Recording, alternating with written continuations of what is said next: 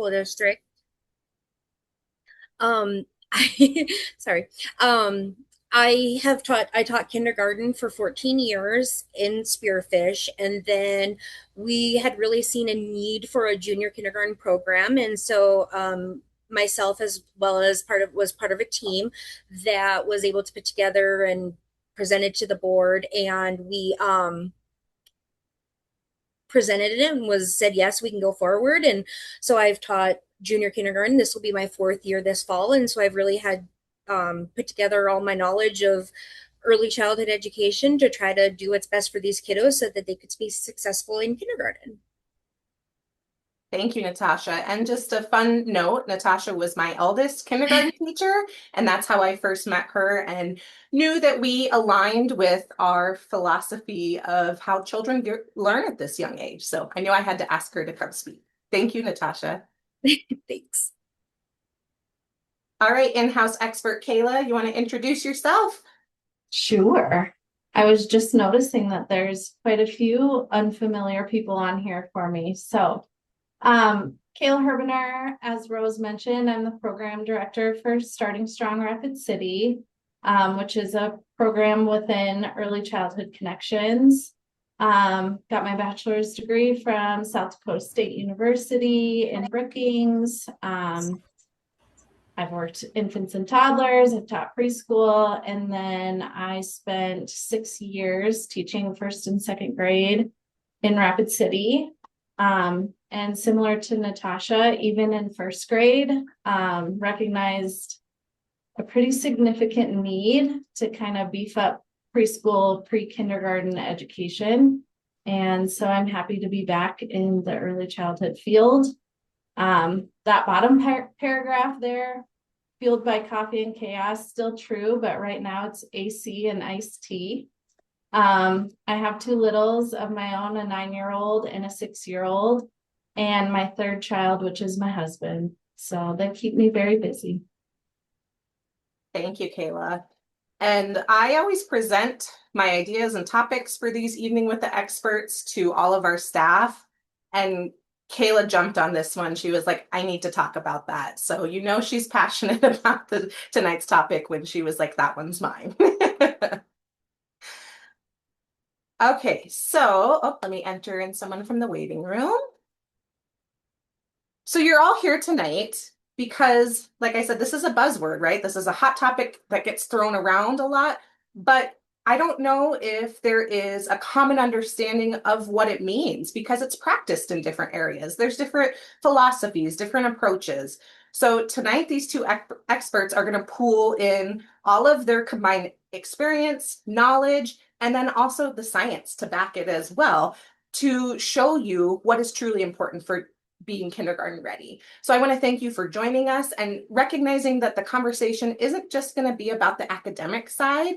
It's about preparing children to enter school with confidence, curiosity, independence, and then also the relationship skills they have to thrive, not just enter, but to enter into kindergarten with the ability to thrive and be successful. And that will set them off on the path for success on their whole educational journey.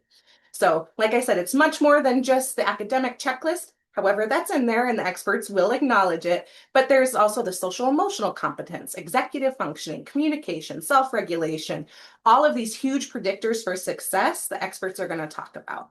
So again, thank you for joining us tonight. We're going to dive into our topic. To start us off, this is a really clever graphic that I wanted to share. And this is all feedback from kindergarten teachers. I did joke with both the experts when we met earlier that if I had submitted this for anything in my master's degree, I would have got it sent back because it is an out-of-date source. It's 2008. However, when looking at this, talking with Natasha and Kayla, it's all still absolutely accurate and relevant. So if you look from left to right, the left pyramid is what is important on each building block. And these are kindergarten teachers answering this. So what is the most important? That dark blue. What do they feel? Self-care and motor skills. Then what comes up? Self-social regulation, expression, and then finally the academic piece. Now the middle one is how easy is it for them to change it? Is it coming in where it's going to take a lot of work, or is it more easily corrected. And you can see now it is flipped, right? Self-care and motor schools are more mid, and then the highest is it's easier to teach them the academic side, right? And then how much time is spent on that in each block when they get into kindergarten, because they are down to even sometimes the minute on how much time they have to spend on each area. So I just thought this was a really clever way to show you guys what kindergarten teachers are feeling, are seeing, and then we're going to dive into it deeper with the experts kind of identifying each of these topics. So how do we help them thrive in that first year in kindergarten and beyond? We're going to turn it over to Natasha to start us off. Thanks. So we kind of just looked into what we feel is true kindergarten readiness. And it's a combination of emotional regulation, independence, fine and gross motor development, mental maturity, vocabulary, and communication skills. Kindergarten readiness is less about what children know and more about how they approach their learning. We want them well-rounded and be successful, so we have to cover all those bases. It reflects a child's overall development and their ability to learn and adapt and participate in the classroom environment.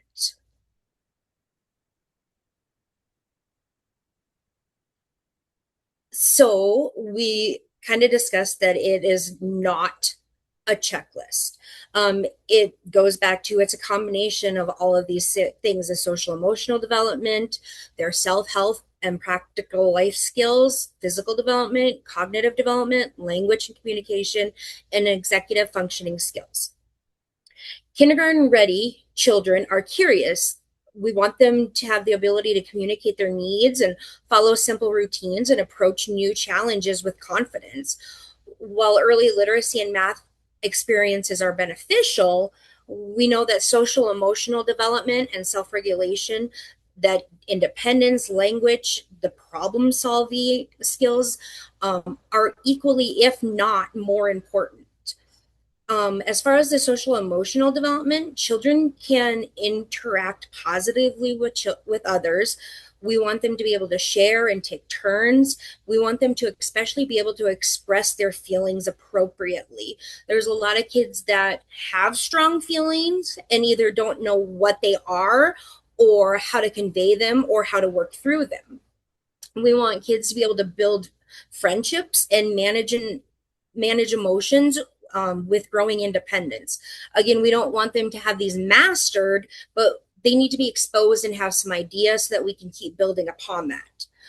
Social emotional development, we want children that can interact positively with others. We already did that, sorry. Self-help and practical skills. Children are becoming more independent with everyday tasks such as dressing, using the bathroom, washing their hands, taking care of what they need to be able to eat, like opening containers and things like that, cleaning up and following a daily routine. Again, we don't expect them to have these mastered, but we need to start building it more to get independence in all these different areas. Cognitive development, we want children to show curiosity, solve simple problems, remember information, think creatively, and understand basic concepts through the exploration of play.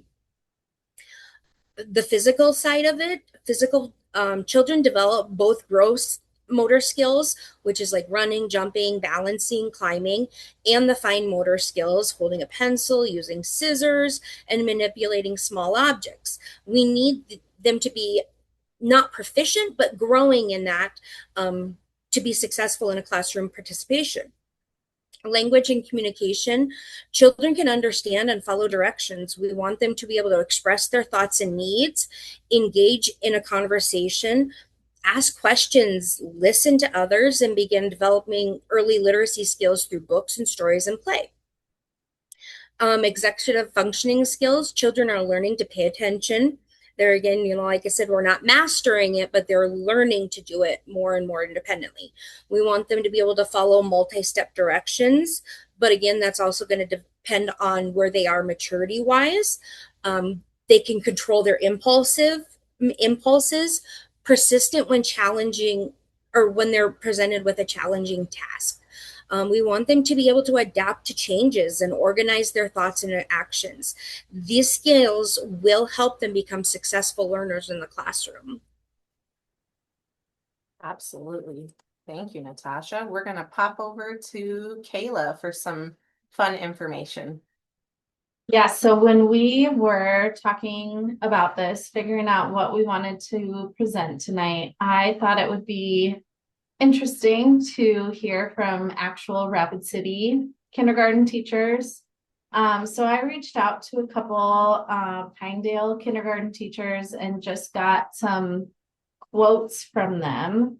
So I'm going to read a couple of them. Having prior knowledge of letters and sounds, basic counting is great, but the most helpful skills for them to actually have are those that are often forgot about. So Natasha already touched on a lot of these, but some more detail, being able to sit and listen for 5 minutes, having conversations, taking turns without losing focus.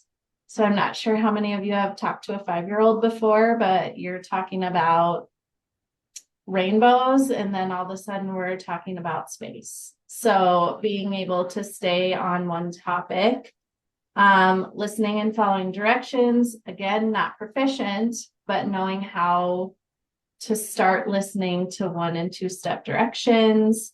Handling disappointment came up with both the teachers that sent me their responses. So things aren't always going to go our way, and knowing how to handle that.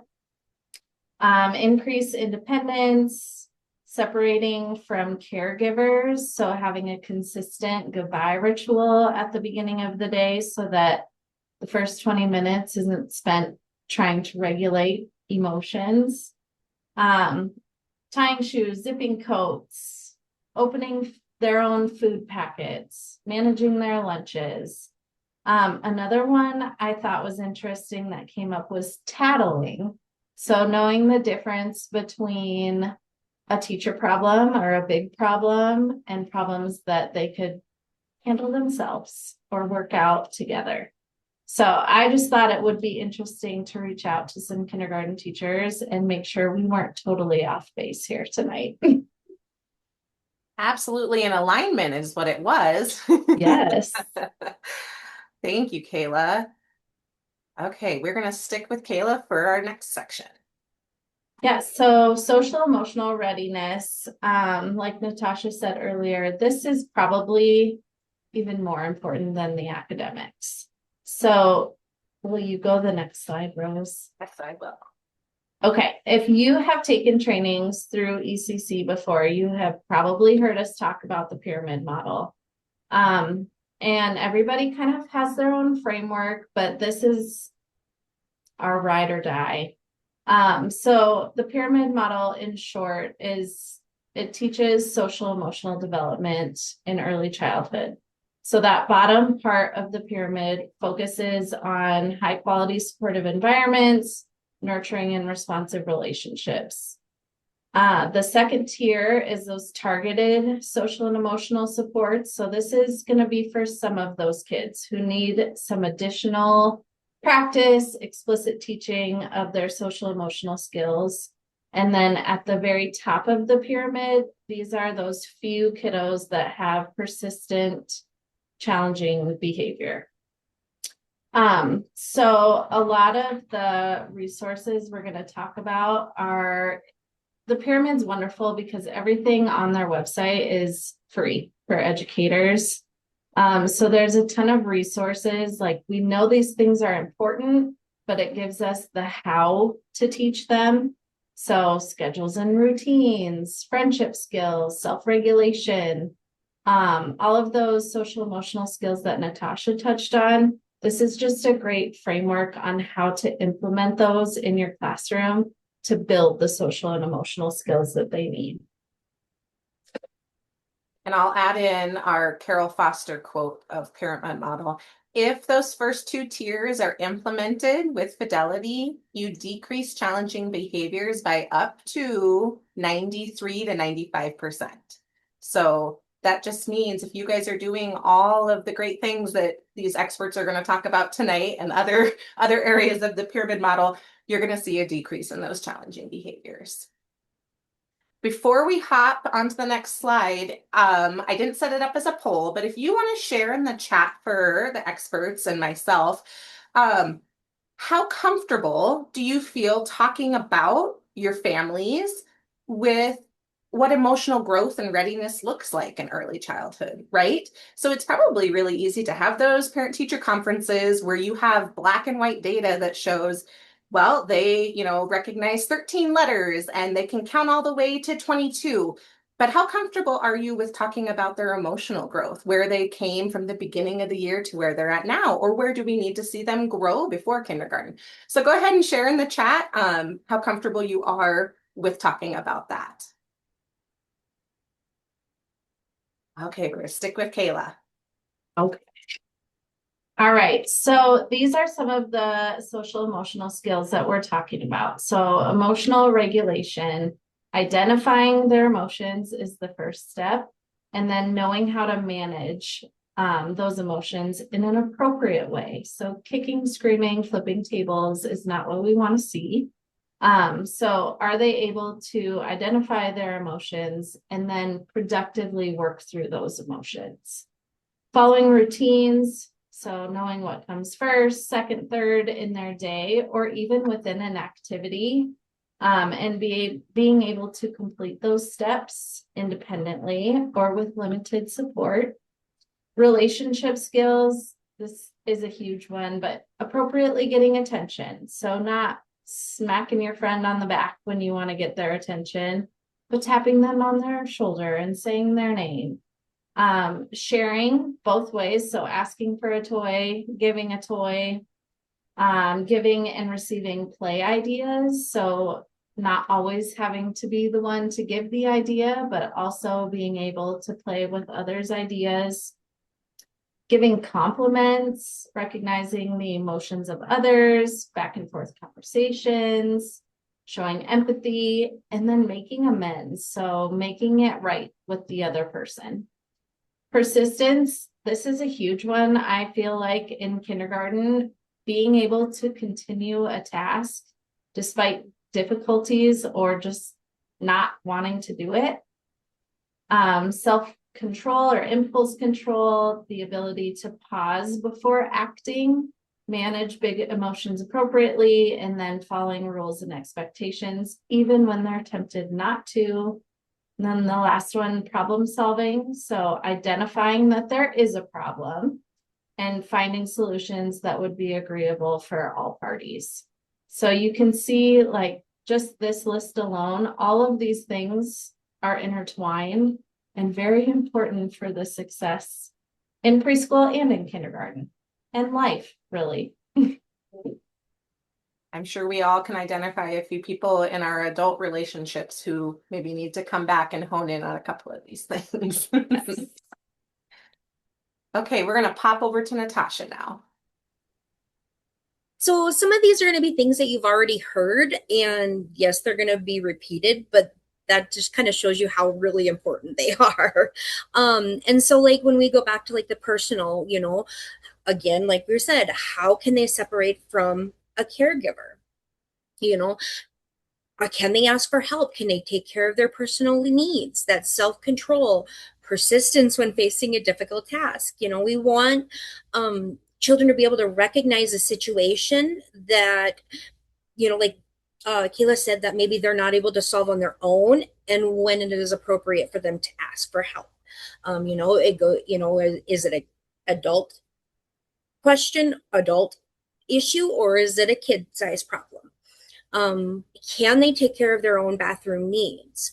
In junior kindergarten, that's something that I still have to do. I have to teach them, okay, do you need to go to the bathroom? There's a lot of kids that they just won't stop what they're doing to go to the bathroom. And so part of my job is to teach them, you might be having fun, but when you need to go potty, you need to stop and go. You can come back and play. Can they get a Kleenex when they need one? Unfortunately, there's a lot of kids that it's easier for parents or caregivers to just do it for them. Oh, you need a Kleenex, here you go. That's not helping them. We need them to recognize and do it themselves. That seems like a small, minute thing, but that adds up. Again, their personal hygiene. Do they know how to appropriately wash their hands? Do they know not to pick boogers? And if they do, get sanitizer. Those are all little things that we need to teach them.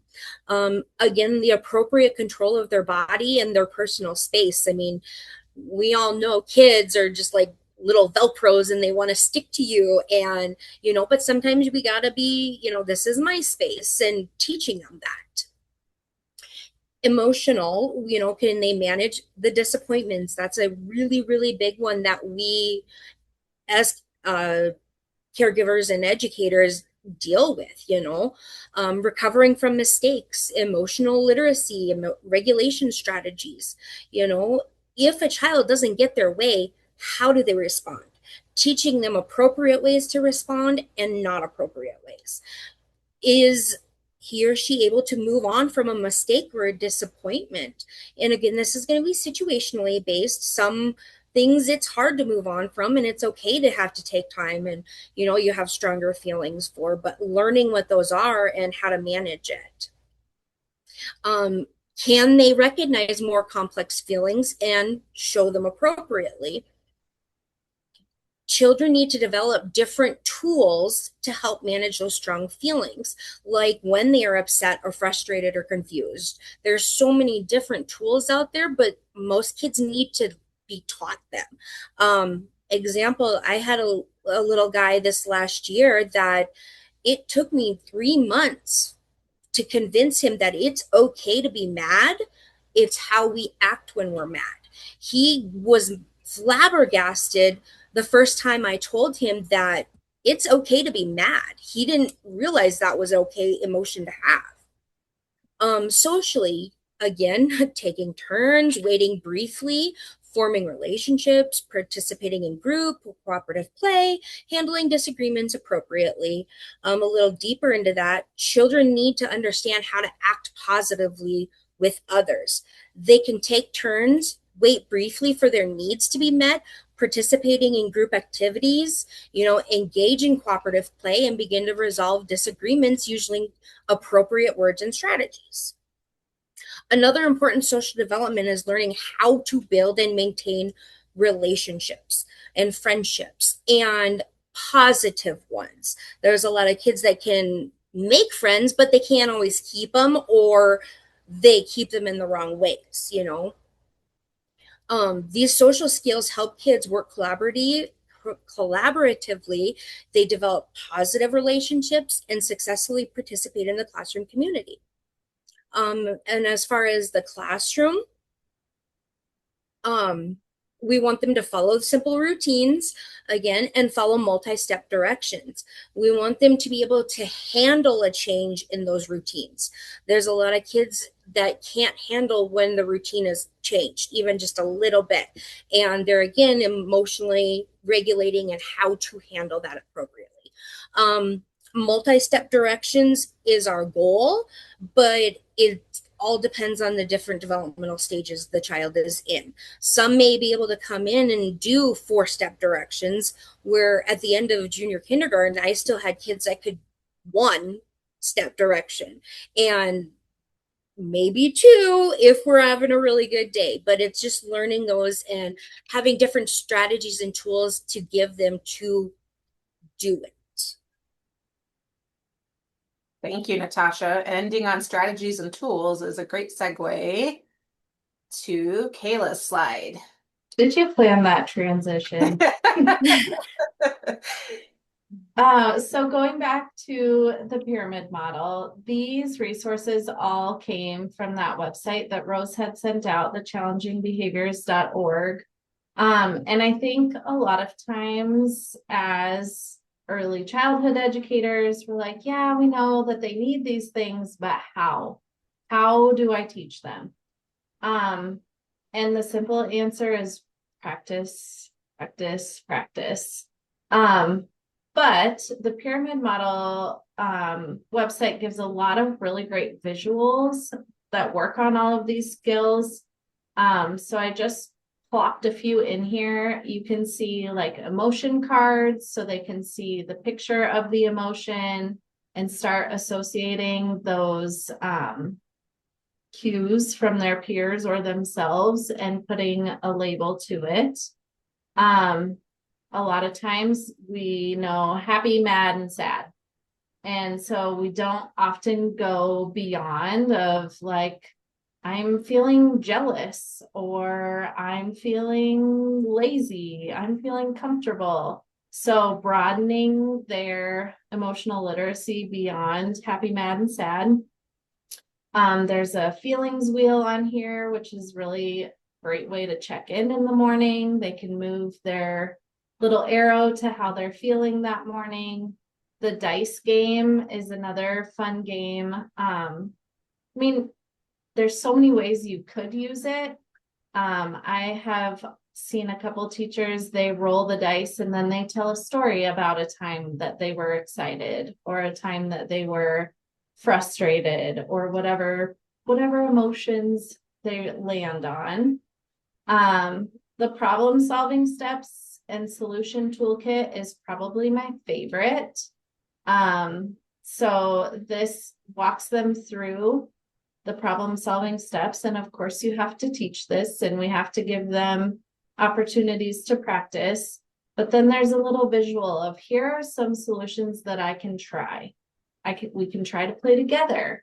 We can get a timer. We can share or take turns. So a lot of times this kind of helps take you as the teacher out of that needing to solve their problems for them, because they've learned these strategies or these solutions of how to solve those problems themselves. The strip along the bottom, getting attention, sharing, share request, give a play idea, and giving a compliment. These are peer mediated skills. We teach them as friendship skills. So first, how do I get someone's attention appropriately? How do I ask for a toy? How do I share my toys? How do I give play ideas? And my favorite is giving compliments. Most children are really good at giving compliments. So helping them see that when we're kind, when we say kind things or give our friends compliments, they're going to be more apt to invite us into their play. So this is just a few of the resources that are available. And if any of these are interesting to you, we have so many pyramid model trainings that focus on one skill at a time. So if that's something you're interested in learning more about how to implement in your classroom, reach out. I will also say, as a mom, I've used some of these in my house as well. So if you have parents that talk about siblings arguing or any of those skills at home are a struggle, all of these resources could be used at home as well. Absolutely. I'm going to have two chime in things from Social Emotional Project. First one is a lot of these tools are things that Carol or I are going to recommend for some challenging behaviors. Because again, we'll bounce back to if you implement everything right with fidelity, you're going to get to that 93 to 95%. There's still going to be children that need additional supports. But what I want to say here is you have to try something for up to 6 weeks before you know if it's effective. And that can feel really disheartening when you guys feel like you're drowning, right? When it feels like every child is not listening, or I can't make it through a story without chaos erupting. But start small, pick one strategy, stick with it, be consistent. And it can take up to 6 weeks before we can tell and see growth. Because a lot of times what happens, children double down and you actually see it go the opposite way because they're used to a reaction from it. So now you're trying something new and they're like, nope, we're going back to the old way. So stay consistent. The other thing I want to say is a lot of times when I see teachers use these things or have them in their classroom, it's at the very beginning of the school year, which is great. That's when we need to pour into like the classroom management, the foundation of how you guys operate as a classroom family. But then what happens is they become forgotten. They're not revisited again. And now they're just wallpaper. Don't let that happen. Keep it live.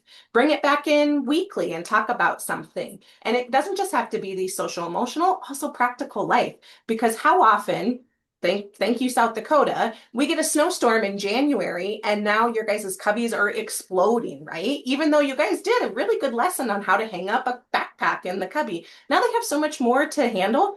Do it again, right? Maybe you do it multiple times. So those are my two takeaways before we move on. And just to add even more to that, that speaks to like the generalization of a skill. So you're like, at the beginning of the year, they got this. There was no issues, and now we've regressed. Well, that kind of shows that the generalization or the ability to apply that skill in multiple areas is not quite there yet, and practice needs to continue. Okay, we bounce over to Natasha for this one. Can I piggyback off of that feelings for a second? Yeah, absolutely. I've used like a feelings chart in my classroom for years. And if you, like they said, if you implement it and use it, it can be such a great tool. I've had a I did this just pops in my mind and it sticks with me and reminds me why I have to keep doing it. A few years ago, I had a little kiddo that was very closed off, did not talk about his emotions, and every day would just put his name on happy, happy, happy. And we talked about the feelings as we went on, and it took him about 2 months. And I started noticing putting his name on frustrated or sad. And the first few times I just would walk by and be like, oh, I noticed you're sad today. I hope we can make it a better day. And I'd walk away. I did not engage in it because he wasn't comfortable. He wasn't ready to talk about it because it was one of those things he would just kind of slide it there and walk away quickly. And as I kept saying those little things, he felt more comfortable. And so then eventually I would walk by. I'm like, buddy, I noticed you're on sad today. Do you want to talk about it? Well, he had finally felt comfortable enough that he knew I wasn't going to force him, that he opened up to me. And he would tell me what was happening and why he was having those feelings. So it goes back to, like they said, once you implement it, don't forget about it. And even as a teacher, you don't have to make note of every single time, but being aware of what happens, because sometimes it's those subtle little changes that a student does that's going to let you in, that's going to make them feel comfortable and are going to open up to you. And that's just going to make them learn because they are comfortable with you. So sorry, I just had to throw that in because the emotions are a huge part of my belief system. I love that. So now moving on to the practical life skills. So many kindergarten teachers are reporting that practical life skills are missing more and more. Children are coming to school not being able to do these skills independently. They're not able to take care of their own personal needs. And these quote unquote simple life skills are directly related to the school and academic independence. One of the biggest skills reported missing is problem solving abilities. They don't know how to handle when something isn't right, or if they're in a situation that they can't they're arguing with a friend or they can't share. They don't know how to work it out. There's a lot of kids that are coming to school not being able to take care of their own personal needs and hygiene, or again, how to have persistence during those difficult tasks.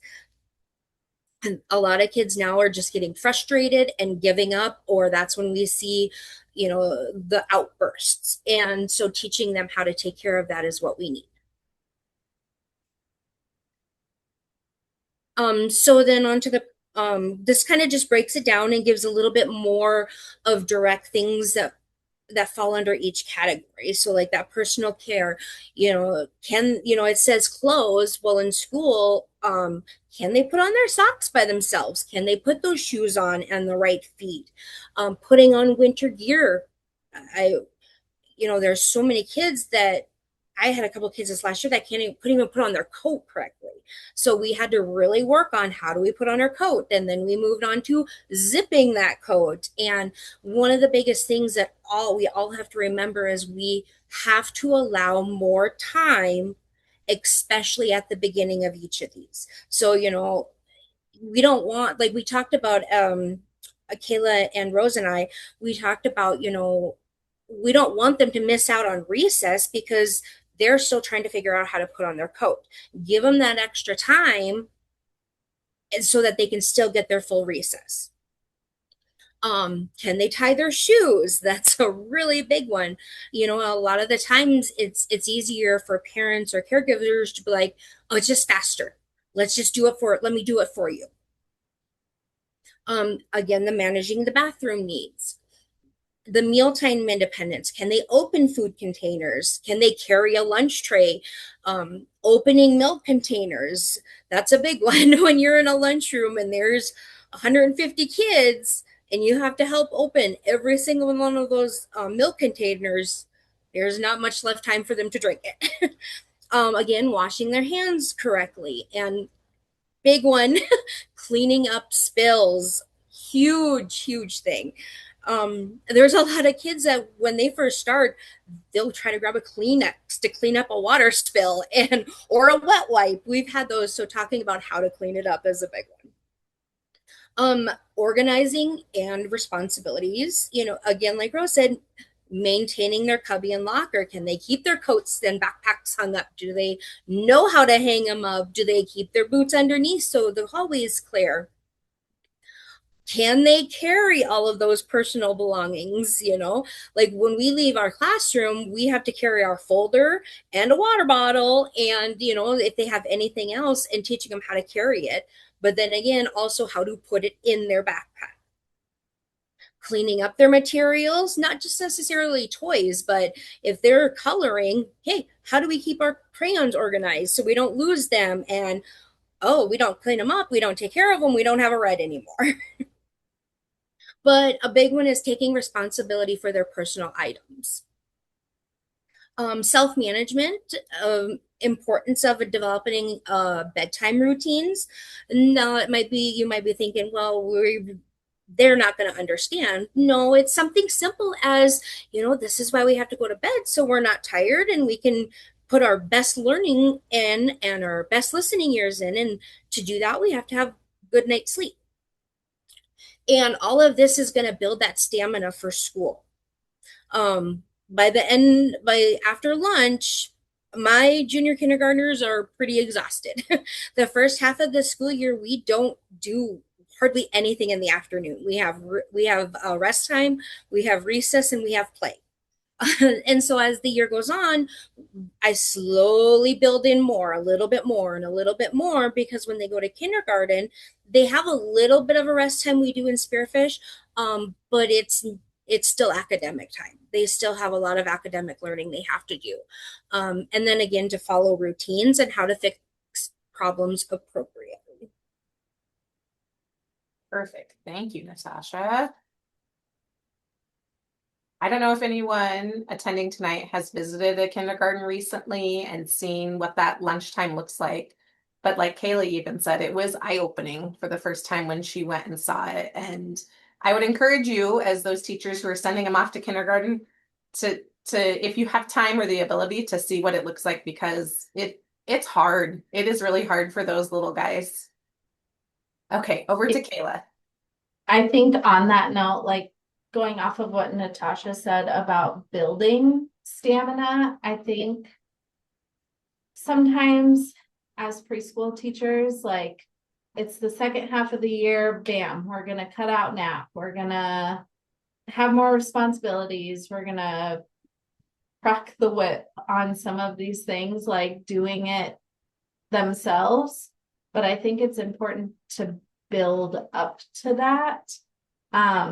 I just remember one of my friends, she went from having a nap, her daughter went from having a nap every single day at preschool up until the day before kindergarten started. And then next day she didn't get a nap. The first 2 months of kindergarten was miserable. So I think building up to it is really important. Like Rose had just mentioned, some of these practical life skills, you don't really realize how important they are until you see it lacking. So my daughter was in kindergarten last year, and I just had gone to go have lunch with her and see what lunchtime was all about. By the time they got in there, they got their food, and they all have their little hands in the air to help get their milk cartons opened or their bag of chips open or whatever it was. They literally had 4 minutes left to eat. And that is a hard line that they draw at school, is like, when your time is up, your time is up, because the next group of kids has to come in. So that meal time, do I think it should be that way? Absolutely not. I think they should have more flexibility in their schedules for meal times, but they don't. And so it's our responsibility to help build those skills so that they can get in there, they can get their lunch open by themselves, and they can start eating right away. All of these were mentioned, but being able to dress to get to go outside, if they can do it on their own and they can do it efficiently, that's more time outside that they get to have. Packing and unpacking their backpacks, I could not believe how many things came to and from school every single day. And at the beginning of the year, I felt this pressure as a mom to make sure that everything was in there. She had everything she needed. And I realized, like, okay, I can't do this forever. So how do we build those skills to make sure that she's not just cramming papers in her backpack that are important and need to go back to school? Tying shoes, this takes a lot of fine motor dexterity. So, you know, the little things you can put in your fine motor center that they can start just playing with the shoestrings and trying to figure out how to tie anything first and then how to tie their shoes. And I always tell parents, if this isn't a skill we have mastered yet, get them the Velcro shoes until we've learned how to tie our shoes independently. I remember as a second grade teacher, I would still be tying half the class shoes before we went out to recess. Washing hands, I know we've mentioned that a lot, blowing our nose. Once they enter school, it's a whole new pool of germs. So if they can wash their hands appropriately, take care of blowing their nose appropriately, not only will they hopefully prevent themselves from getting sick, but also protect their classmates from getting sick as well. So these are all just examples of those practical life skills that I think a lot of times, oh, they'll get there, they'll develop it, it comes naturally. But these are skills that we need to teach them before they enter into school. Absolutely. And I think sometimes we might feel a little jaded and feel like, well, it's the parents' responsibility. But unfortunately, where society is right now is they're working longer hours. You guys know better than anyone that some of those kids are in your care more than the parents get to see them awake, right? So that means we got to provide them exposure to some of those practical life skills when they're with you guys. Okay, Kayla found a bunch of great videos. I'm going to drop all of them in the chat, but we're going to share this one right now, just to hear about how you can help increase resiliency in children.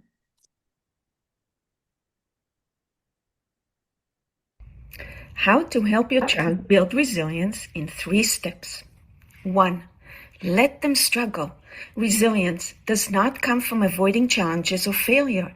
It comes from facing them, feeling the struggle, even failing, and then moving through it again and again. Your support isn't about removing all challenges from your child's life.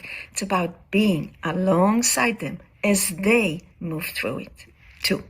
Let them practice. Just like learning to walk, talk, ride a bike, it took a lot of practice. Building emotional skills takes a lot of practice too. It's hard work. So give your child time, space, and opportunity to try again and again. 3. Let them ask for help. Don't jump in to fix everything right away. Slow down. Teach them to notice what help they need and learn to ask for it. I see you are having a hard time. It's okay to ask for help. Think what kind of help you need and let me know. I'm right here. Drop those So on that note, like Rose, you had mentioned that we do feel like that's the parents' role, a lot of this, but it is a team effort. So being able to build those skills, give them practice in the classroom, but also communicate with parents. This is why I have them struggle through zipping their own coat. This is why I'm keeping them back to pick up their own toys. Like, I think the more conversations you have with parents on building independence will help. I know that I am guilty of this as a mom of like, we have got to go. I pack all the things, I tie the shoes, I zip the coat because we have got to go.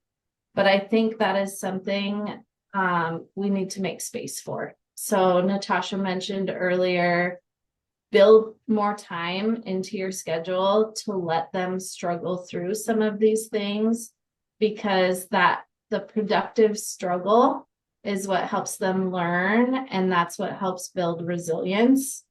I really don't like this phrase, but like helicopter parenting, we all know it, but we don't like to see our kids struggle. We don't like to see them get frustrated. We don't like to be late to things.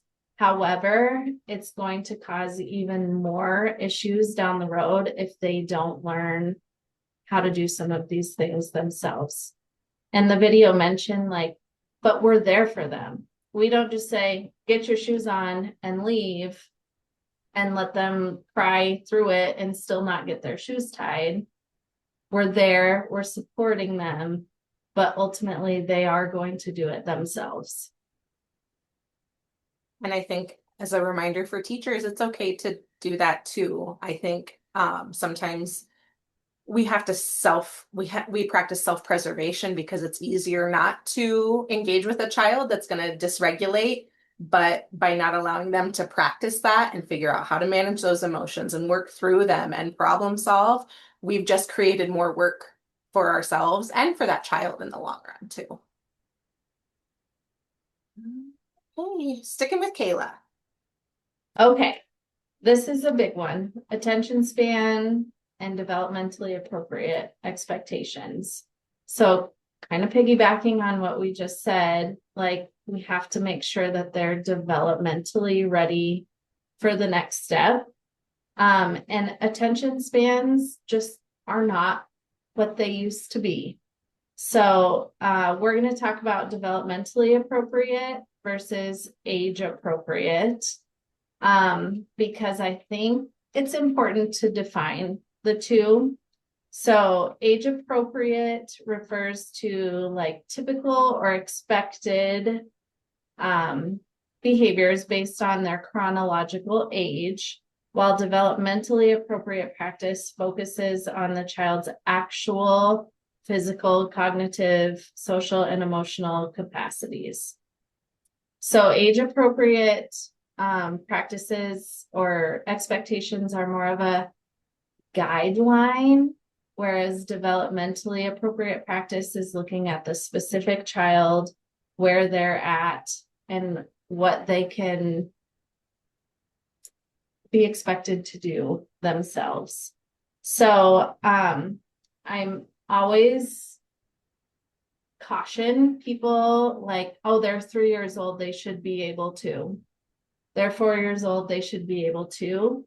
Because you guys know there's a huge spectrum of abilities within a classroom, even if they are all 4 years old.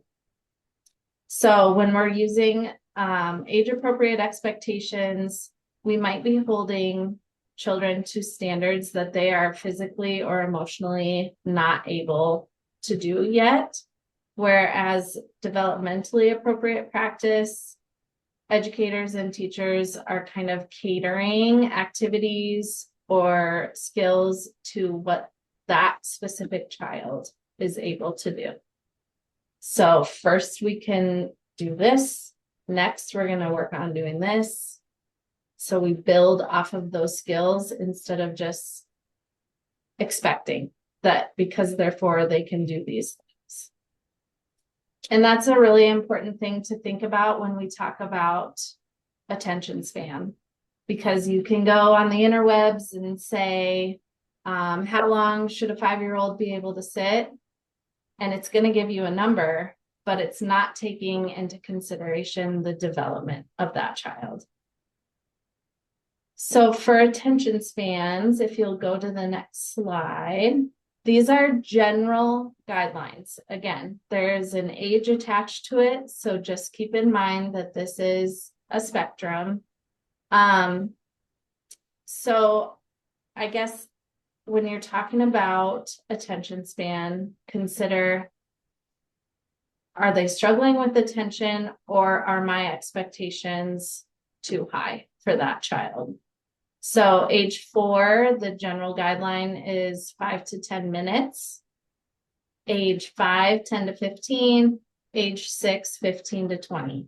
So while you're looking at this, preschool, they're only going to give you 5 to 10 minutes. Some more, some less. And by the end of kindergarten, we're looking more at that 15 to 20 minute time frame. So this is just a good frame of reference for you in the classroom. If you're doing a 15-20 minute circle time or group activity, think back to this, but what's actually appropriate for this child.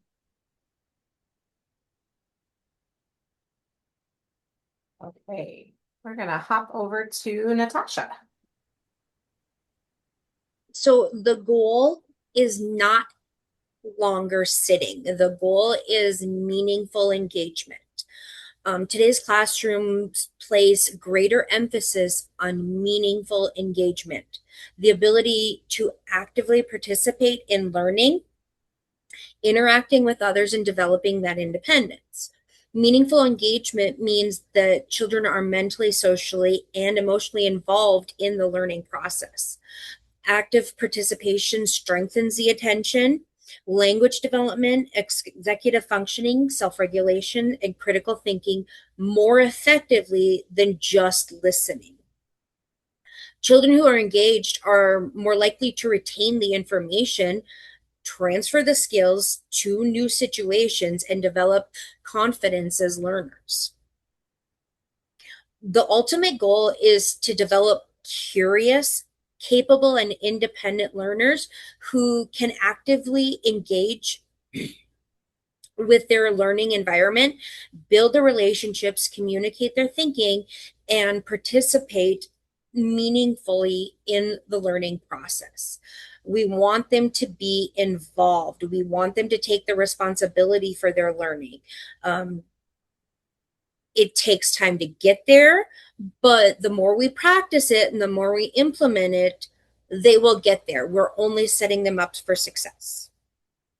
When children are engaged rather than just merely compliant, they develop the academic, social, emotional, and executive functioning skills that provide a strong foundation for that lifelong learning. We all know those compliant kids that sat there at circle time, and then when you released them, they go, what do I do? Because they weren't actually listening. And that is exactly it.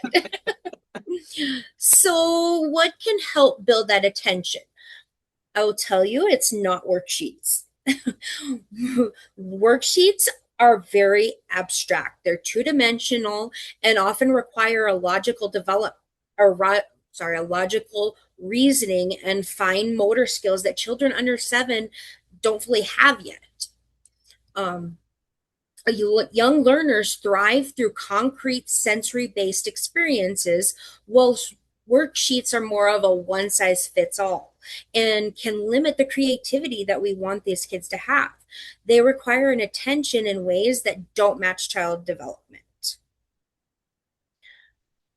So, one of the ways we can do that is through play. Almost all research shows that kids learn more through play than any other way. Through play, kids explore, they ask questions, they solve problems, and make sense of the world around them. They build early learning, writing, and math skills by talking with others.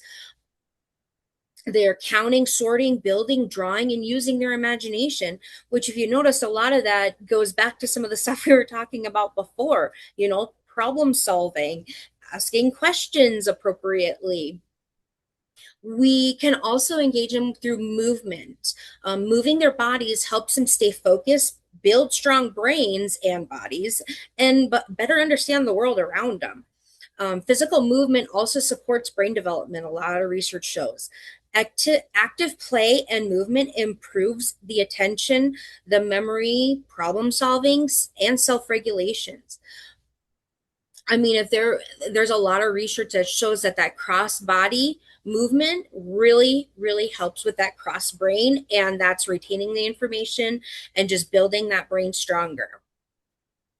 Hands-on learning gives children the opportunity to explore, to experiment, and discover new ideas through those meaningful experiences. Children actively participate in the learning help them better understand and remember the new concepts. Hands-on learning encourages children to ask questions and solve problems, make predictions, and think creatively. Conversations are a big one. Kids nowadays don't get a lot of those productive conversations that they need. Conversations are one of the most powerful ways for young children to learn. Talking with adults and peers help children build vocabulary, express their ideas, ask questions, and make sense of the world. Every conversation is an opportunity to develop language, thinking, and social skills. Through meaningful conversations, children learn to listen. Somebody was off mute. Go ahead. Oh, okay. That's okay. They are learning to take turns and share their thoughts and understanding through their perspectives, which again relates back to all those things that we've been talking about. Asking open-ended questions, describing observations, and explaining their thinking helps kids develop critical thinking, problem solving, and comprehension skills. Part of our job as educators is to model that and show them how to do it and help them practice it. That's how we're going to help teach them those skills also. Reading introduces children to new ideas and peoples and place while helping them understand the world around them again, because that's what they know. They know their world, and bringing that to them and explaining it is one of the best ways to help them learn.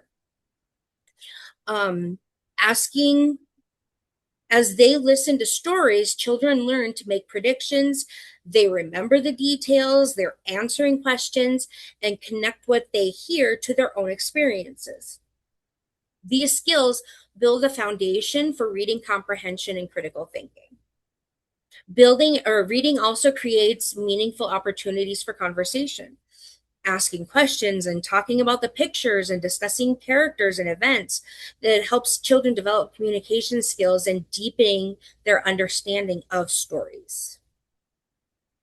Outdoor exploration is awesome. Nature provides children with endless opportunities to discover and investigate. through their real life experiences. Time outdoors promotes physical development by strengthening muscles, improving balance and coordination, and building endurances.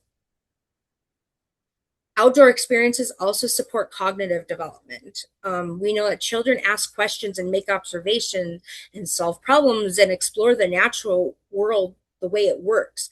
This practices science and math and language skills as they compare measurements and counting and describing and investigating the world. It's just that natural evolution of it. Breaking activities into chunks is a big one for this age group. We talked about how they don't have the endurance to sit that long and pay attention, so we have to break it into chunks.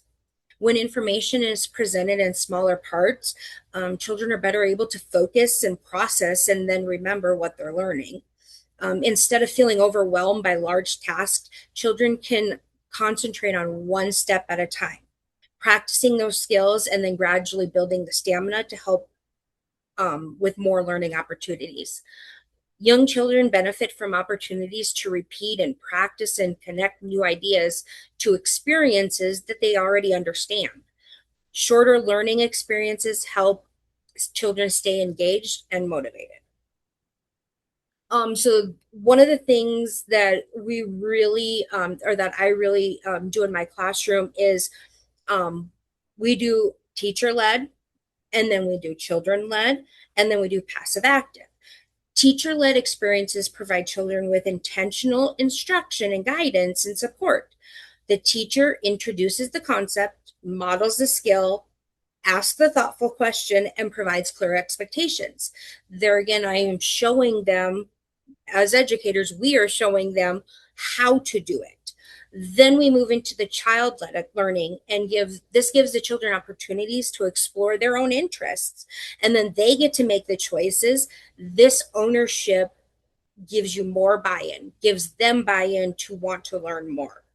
When children are actively involved in choosing and directing parts of their learning, they're more motivated and engaged. Child-led learning gives children opportunities to explore their interests, make choices, and take ownership of their learning. It can also give them new learning opportunities, because if you have 5 children making different choices, they're learning from those other experiences. Active learning happens when children are directly involved in learning. They learn by doing and exploring materials and experimenting and creating, moving, collaborating, and problem solving. Passive learning, such as listening to a story or observing a demonstration or watching a teacher model a skill, also has its value, and when it's used appropriately. These moments help children gather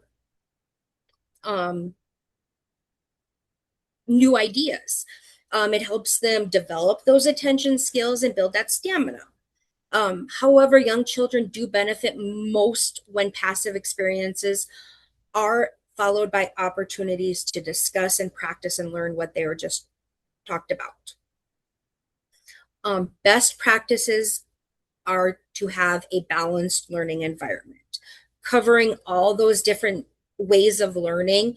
It's just gonna, if focusing on one, it's not going to be the best practices. Doing all of them is what's going to bring it and keep children engaged. Movement breaks and brain breaks, they provide a chance to release the energy and manage their stress. And honestly, it's still helping them in other ways. You're practicing their self-control, how to transition between activities. These movements help children recognize what their body needs. A lot of kids know that they're fidgety, but don't know that they just need to move. So giving them that opportunity is going to help them learn that skill on their own. It's also a healthy strategy for staying regulated and ready to learn. Movement breaks can be connected to learning through activities such as stretching and songs, dancing, and movement games, or physical activities that are reinforcing the academic concepts. How many of you use Danny Go or Jack Hartman?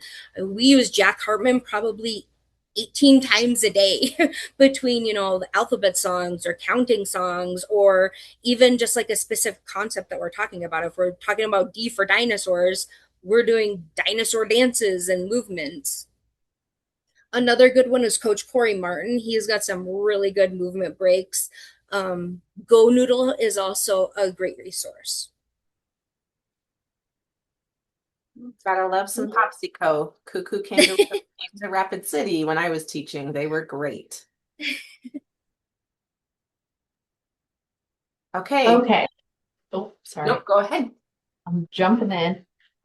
We didn't feel like we could talk about like the attention span of young children without talking about technology, and how that has affected their attention spans. So this could be a whole training in itself, but I'm just gonna briefly read off the pediatric like recommendations for screen time. Under 18 months, 0 screen time, except for FaceTimes or video calls with family. That's the recommendation. 18 to 24 months, very limited, high quality programming only. 2 to 5-year-olds, which is who we're kind of talking about here, is a maximum of 1 hour per day, high quality content, and ideally viewed with a caregiver. And then ages 5 to 17, no more than 1 to 2 hours of recreational screen time a day. So with that in mind, we know that is not the norm. Most of these children are on tablets or watching shows way more than those guidelines. Well, so the question isn't should technology exist? The question is, how is it being used? It's going to exist in the world that we live in. It's going to exist. So what we need to focus on is how is it being used? And as we mentioned earlier, getting attention is already hard enough. But you put a kid in front of a screen and their attention, they can pay attention for hours. So it's really easy to feel burnt out, need a break, whatever the case may be, and just pop on a video or a show for children. However, ideally, majority of any technology use in those young years is going to be active versus passive. So they are actively involved, and always has adult interaction or an adult sitting next to them. So let's talk really quick about the difference between passive technology. If you'll go to the next one. So this is talking about those endless videos, or autoplay content. It's fast-paced entertainment. Now, I'm not saying children shouldn't watch movies or videos. There of course is a time and a place for that. But I'm advocating that the classroom is not the time or the place, because this type of technology reduces conversations, which Natasha just told us how important those conversations are. It limits creativity. My 9-year-old thinks if he saw it on YouTube, it is fact, and that is the way it needs to be done. So it limits his creativity and how he thinks about the world, and reduces their problem-solving abilities. And along with passive, so this whole idea of gamified learning, this is more active. However, many of these companies have used the word educational as a marketing scheme.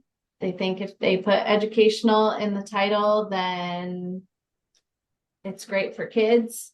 So we as educators have to be knowledgeable of what gamified learning is. They often have repetition, rewards, and immediate gratification. And one thing I have noticed, I'm and there's tons of research out there, is that immediate gratification then comes into real life where they need an immediate response to whatever they're doing, or they need a reward. So how many times have you heard, I did it, now what do I get? Like, that starts bleeding into real life. So gamified learning, any of those apps that have confetti and rewards, we think they're loving learning, but really what they're learning is that they should get something when they complete a task. Rapid fire micro lessons, so it just provides them constant stimulus, and that is not how real life works.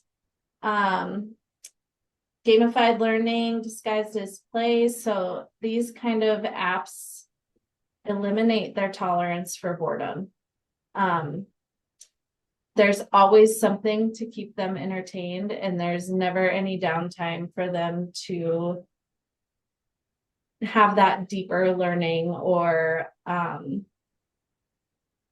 it's just surface level. Like, they're answering the questions, but they're not really learning the skills. Algorithm driven apps. So these are the ones, they get a question wrong, it bumps them down. They get a question right, bumps them up. But that productive struggle we talked about earlier, they never have that productive struggle. It's just always at their level. And then the just one more apps, there's never an end. There's not an end goal. So children are constantly, what's next, what's next, what's next. You take the iPad away or the computer away, whatever, and it's an immediate meltdown because they feel like they're missing out on something. So if you're going to use technology, just be cautious of those types of apps. And Natasha is going to come in with some suggestions on how to use it.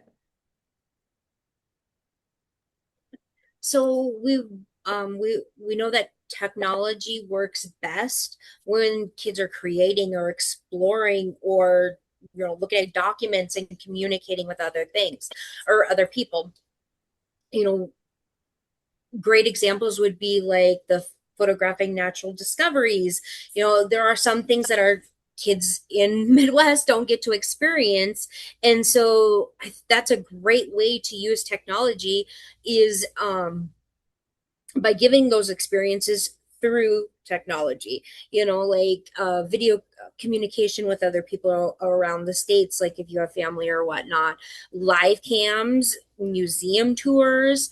I know that we do an ABC countdown to summer, and one of the things was learning about our world, and so we were able to go on, and the kids got to see the Eiffel Tower, and they got to see different parts of it.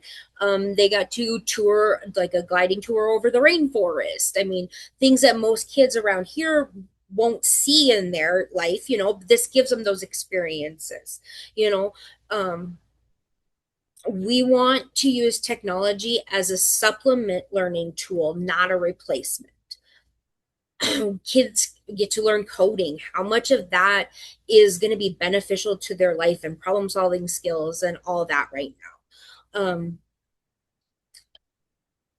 So that Kayla kind of did a great job of explaining, that technology and screen time is that fast-paced, highly stimulating, or passive media. We want kids to have that slower pace of and hands-on activities like completing puzzles or listening to stories in person. There's a big difference between listening to a story on a computer and having an actual person read it to them in real life. Absolutely. Thank you, Natasha. I think it comes back to, and I think Kayla said it, having that person with them as they navigate, right? How are we expanding on that? Okay, participants, hold on. We're going to start speeding up because we notice the time is inching closer to the near. So hang tight for lots of information. Go ahead, Natasha. So go as fast as we can here. Many educators worry that kindergarten has become more academically pressured. And so kindergarten is a time when children are building the foundation for that lifelong learning. While academic skills are important, young children learn best when academics are balanced with play, exploration, and movement and meaningful experience. The goal is not to choose between play or academics, but recognize that play is one of the most effective ways for children to develop the academic skills.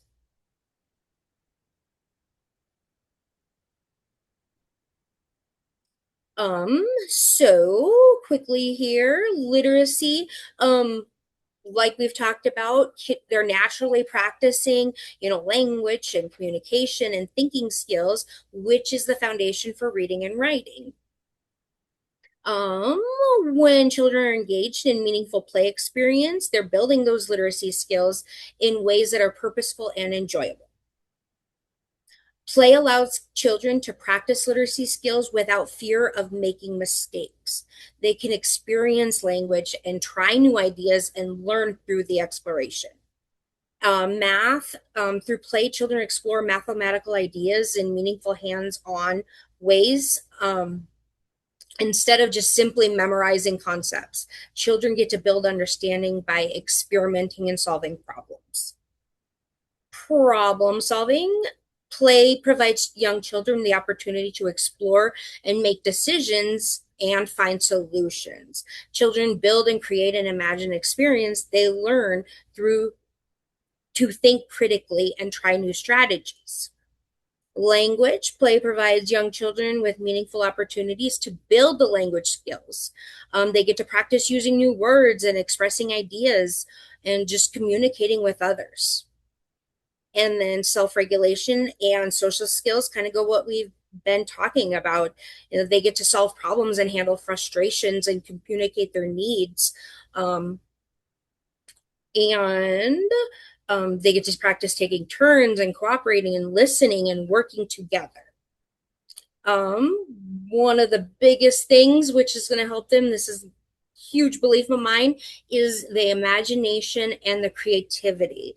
There's a lot of kids that have been in front of those screens, so they don't have the imagination or the creativity to even entertain themselves. And that is what the play is going to give them. It's going to give them the opportunity to use their imagination and come up with the creativity to entertain themselves, which will help them later on in their learning.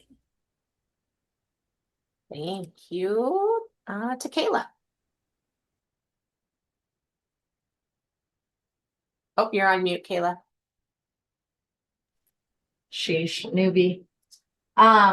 Those of you that have listened to me before about play-based learning, I just wanted to put some examples in here of your block area. So in your block area, they're learning to measure, they're learning spatial reasoning, they're learning geometry, the shapes of different things, they're engineering structures. Dramatic play, they're using literacy, they might be taking an order, they're playing restaurant, they're using language. A lot of times it's what they have experienced in their own lives and processing through that in dramatic play. There's solving social problems, there's some math, there's life skills, cooking, cleaning, and then games, taking turns, working memory, self-control. So I just wanted to highlight, if you are a program or a classroom that is using centers for play, it's important to be able, why are we doing this? Why are they building blocks? Why are they doing dramatic play? What are they learning in those areas? Not only you as the educator knowing the purpose behind it, but also being able to communicate with parents.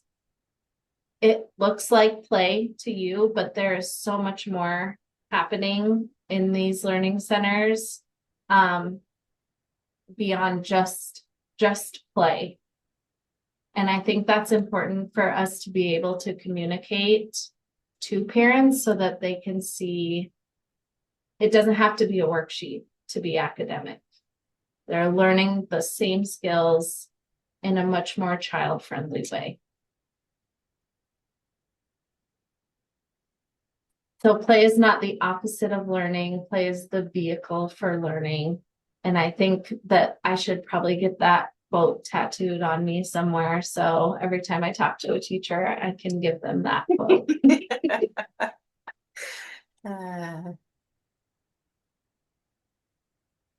Okay, we have talked a lot about like the personal care,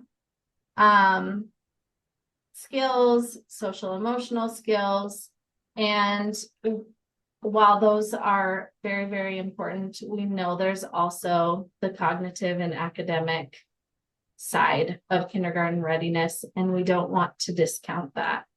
So we're going to very quickly talk about what some of those skills look like, and what you can ask to decide if a child is truly kindergarten ready. So in literacy, some of these skills we hope they have going into kindergarten. They enjoy books, looking at books, reading books, having stories read to them. They understand the stories. They're starting to recognize some letters. Recognizing the letters in their name is normally the first step. Understanding that print has meaning. So all these letters and words they see in their world actually mean something. Environmental print concepts, and then recognizing and writing their own names. And that is a skill that both kindergarten teachers I talk to, that's a biggie when they come into kindergarten.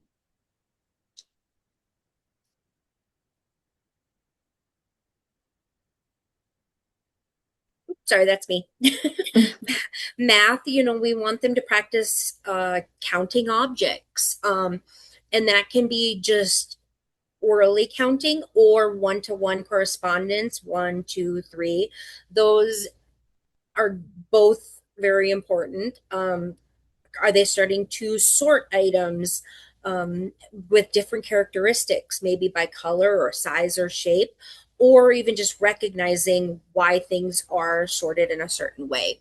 Recognizing and extending simple patterns, and starting to compare objects by their size or their quantity or length, or by other characteristics that kids might see. And then language, this is a lot of what we've really already talked about. So I'm going to kind of go over, just skim it quickly.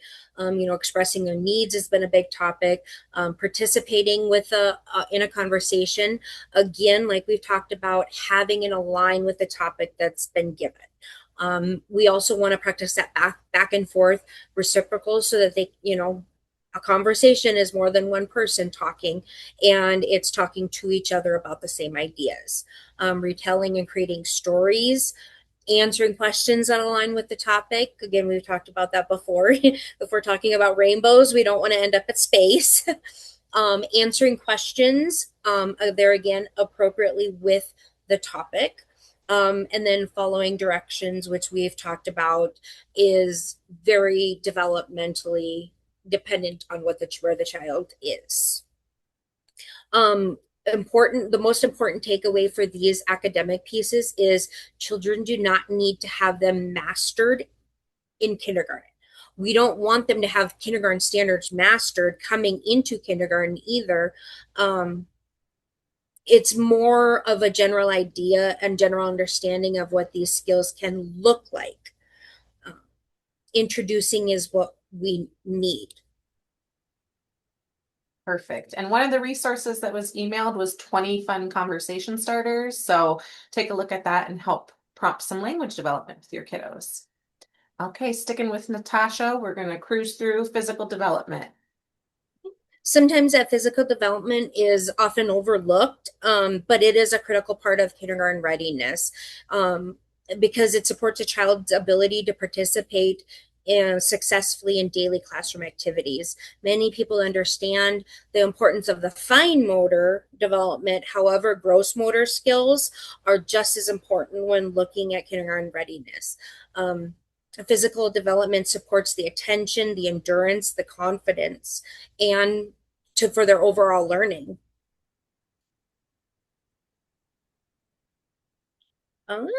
quickly the gross motor skills, examples running, hopping, jumping, climbing, balancing, throwing, catching is a big one for that hand-eye coordination. Um, Physical development is closely connected to learning. Movement helps support the brain development, which we talked about. It helps the attention, self-regulation, and readiness to learn. Children who develop strong gross motor skills often have greater confidence in exploring their environment and participating in play and engaging with others. Fine motor skills, this is a big one going into kindergarten. You can look at this list of what some of those skills look like. One thing I really wanted to highlight is going back to all those self-help skills we talked about. If they don't have the fine motor development, though, all of those other skills we talked about are going to be lacking, and that leads to frustration. They can't write, they can't keep up with their peers, they're late to recess, they can't open their lunch. So if there was one skill, I would say like fine motor kind of feeds everything else. And the beauty of play-based learning is that developing these skills is embedded into everything they're doing while they're playing. Sensory, art, manipulatives, all of that fine motor toys and play is going to help them to be able to zip their coats, tie their shoes, open their milk cartons. Okay, we are on to our last point. So popping back over to Natasha. Kindergarten readiness is not just about children. Kindergarten readiness is a shared responsibilities amongst the families, the early childhood educators, schools, and the community. We can't expect children to arrive with predetermined set of skills. Everyone needs to work together to support a child's development. And then we can just go on to the next one and keep it going. So I'm going to kind of just talk a little bit about junior kindergarten, just because that's where I'm at. A lot of parents have a negative opinion about junior kindergarten. They don't necessarily know what it is or the purpose behind it. They just think of it as holding their child back. But it is our job as early childhood educators to educate families and the community about the importance of all these skills that we've talked about and how they are supporting children to be lifelong learners. We're not holding them back. We're giving them time to develop these skills, which they need to be successful in the rest of their lives. School is not what it used to be. Once children start kindergarten, we need them to be prepared in the aspect of learning to set them up for success. And in my experience, I've had so many parents wish they would have waited a year before they send their child to kindergarten, but I've never had a parent regret their decision on waiting a year. I've always told parents when we're talking about, maybe waiting a year or doing junior kindergarten, I always refer to the parent to think about the future. How old will your child be when he or she graduates from high school and goes out into the world, whether that's college or trade school or work? Have they turned 18 yet and now are leaving home? Did they just turn 18 and are still developing those critical skills to be successful? Thinking about that future, it may seem a long ways away, but starting now is when it develops. This is when it's most important to think about that future. Absolutely. Okay, Kayla. So going back to what we talked about earlier of how comfortable we are having these conversations with parents, it's really important, especially if you're a 4-year-old preschool teacher, being able to help families sit down with them. What were our goals? Have they met those goals? Are they academically ready? Are they socially ready? Are they emotionally mature enough yet? And helping them navigate their options. So Junior kindergarten has been introduced into Rapid City area schools, but it is not universal yet. So it's important for parents to know that they have options. Just because their child is age eligible does not mean that they have to start kindergarten that next year. So it's important to have a collaborative partnership and relationships with parents. Take into consideration everything we just talked about. Is this child really ready for kindergarten? Hey, that summarizes our night. I'm going to cruise through these next slides.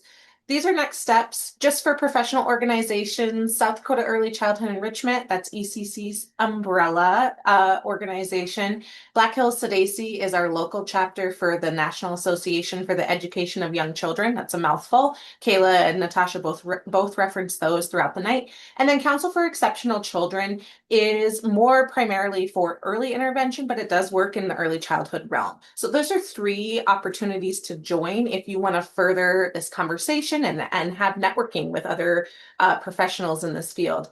If you're interested in furthering your own education, there are 2 local colleges that have degrees, either associates or bachelor's in early childhood. One is Black Hills State on the left. On the right is Ogallala Lakota College.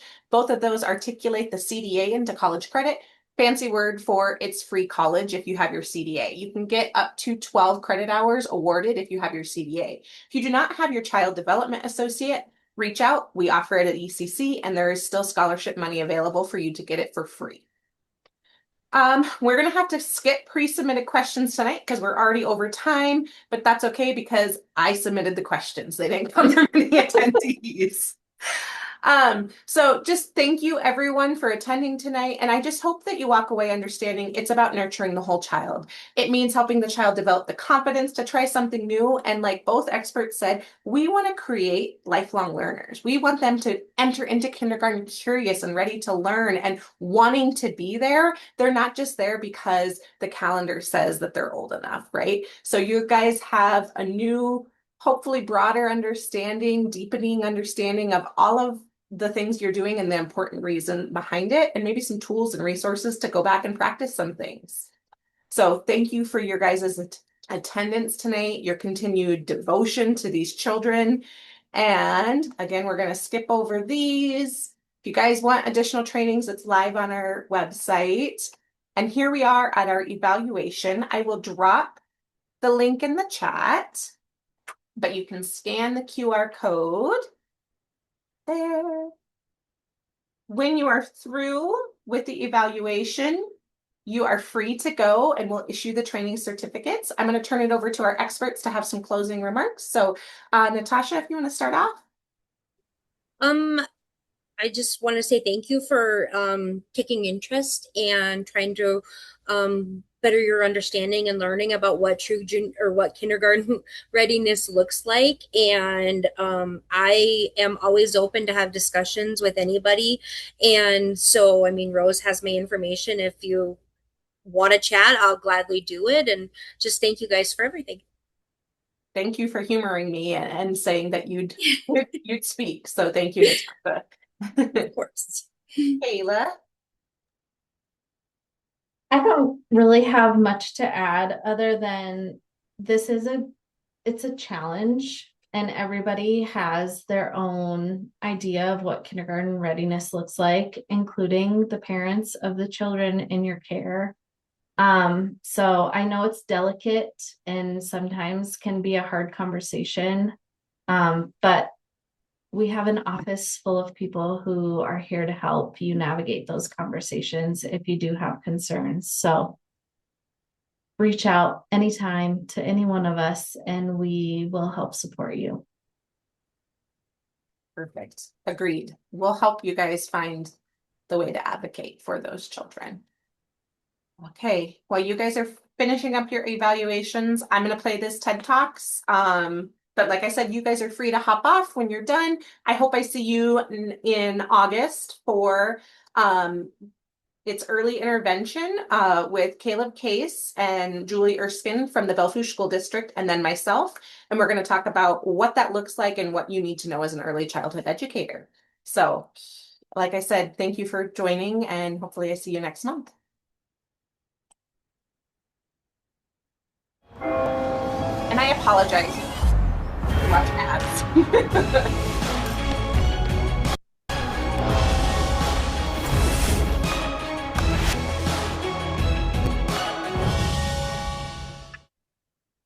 There's nothing like the confidence to grow your business with Platinum.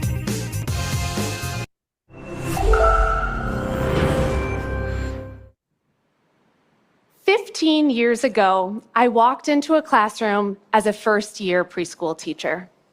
Ambitious and eager to impress, I created this Excel document to track the things I thought mattered most for my students: letters, numbers, shapes, and colors. Looking back, though, with what I know now, I wish I wouldn't have bothered with Excel or rote memorization. I wish instead I had leveraged the power of brain-building interactive play. For years, we've known that play-based learning is far superior to rote memorization. Harvard Center on the Developing Child tells us, as well as countless other institutions, that play, and especially the back and forth interactions, the serve and return, the alternating comments, questions, gestures between children and adults when they play together, that's what helps build neural connections in the child's brain. And in particular, they build the brain's prefrontal cortex. That's the executive control center of the brain, the part that manages emotions, solves problems, makes plans, all things that children have to do when they play. So when we think of it that way, play is actually hard work. If learning is like a workout for the brain, then play-based learning is the heavy lifting. And just as heavy lifting builds muscle, play-based learning builds the brain's architecture.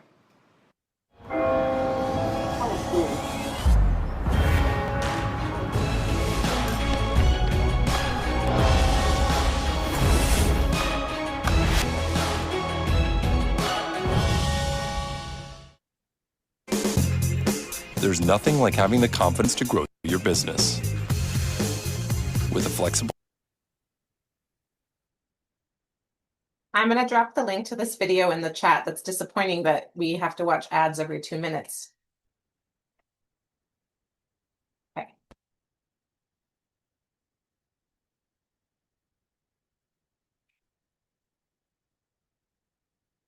Spending